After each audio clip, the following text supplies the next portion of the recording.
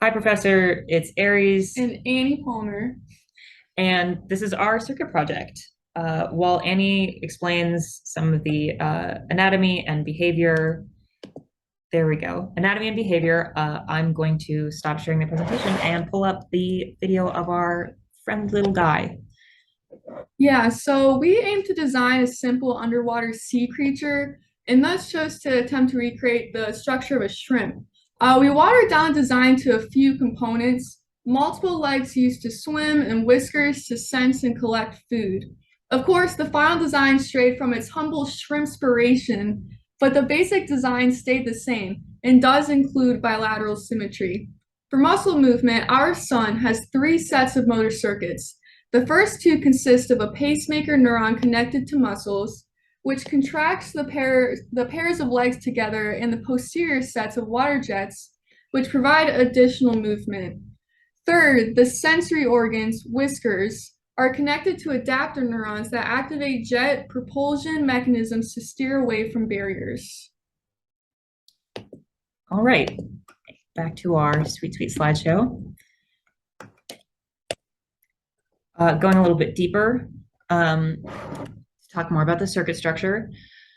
The brain's neural circuit, or no, the brain's neural structure is composed of three sections. First, a single pacemaker neuron is connected to four single muscles, each spanning between a pair of the legs, and the muscles are connected at that third joint section of each pair of legs.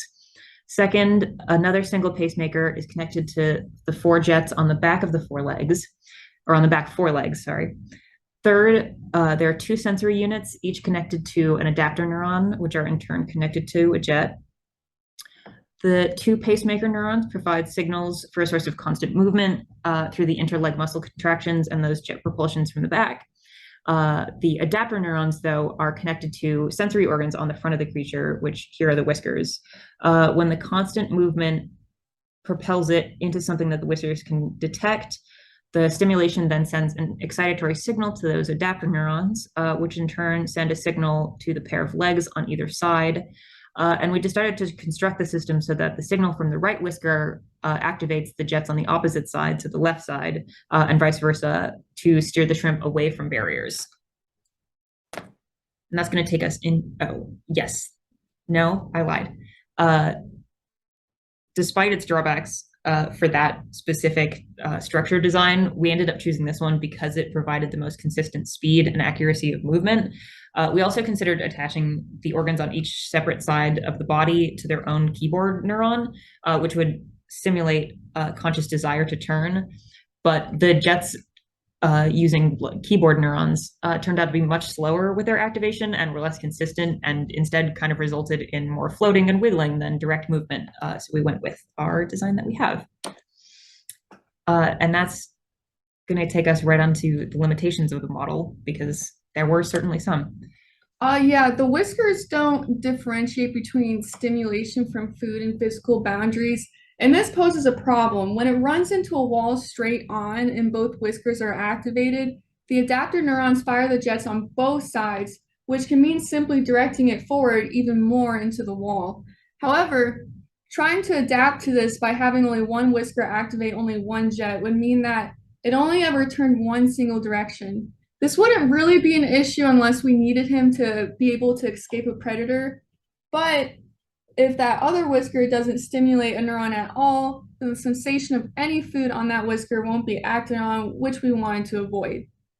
Additionally, programming the neurons to fire based on if we wanted him to avoid barriers or turn towards food would essentially necessitate opposing connection designs. That is, you'd want the right whisker to stimulate the right side jets if your goal is eating food, but you'd want the right whisker to stimulate the left jets if the goal is to avoid barriers. One possible solution we discussed would be attaching a pair of parallel whiskers side by side, having them touch entirely on one side, essentially forming one large whisker that can coordinate to individual jets, allowing for differentiation in turning depending on which side of the whiskers is stimulated. Or, as we discussed earlier, simply connecting the two opposing sides to keyboard control neurons as a stand in for conscious movement. And finally, getting into the deeper parts, obviously, as I mentioned in our prompt, we can't actually go deeper than the program allows us, but if we were able to see the more detailed intricacies of the control of the movement, we would see two types of cellular components: activated mechanisms, or the adapter neurons, and the pacemaker neurons, which function as automatic mechanisms. Activated mechanisms are a system of sensory and motor neurons, or afferent and efferent pathways. In these pathways, sensory organs get stimulated and send signals to the central nervous system, or in this case, adapter neurons, which in turn send signals to muscle cells to contract, in this case, both for the legs and water jets. In general, this process of stimulation occurs from the stretching of the sensory cell membrane, which is caused by pressure on the skin, and opens mechanosensitive gated ion channels, which causes action potentials. However, in our actual little shrimp guy, the whiskers as sensory organs are honestly incredibly rudimentary.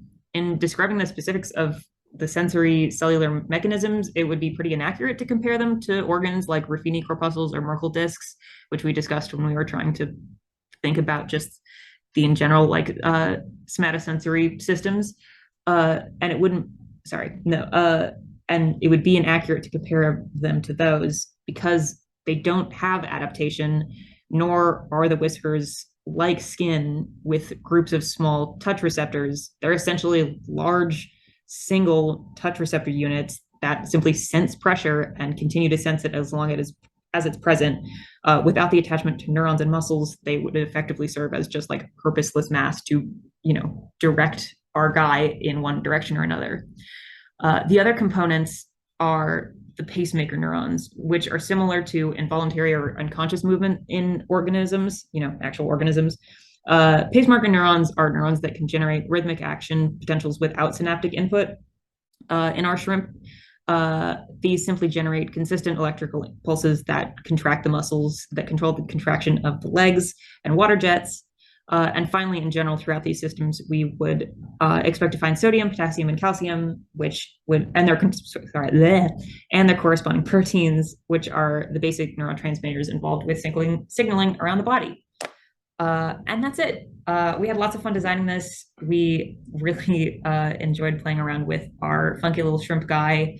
And yeah, I hope you enjoy our presentation. Thank you. Thank you too. Share, and how do I stop recording? Oh dear.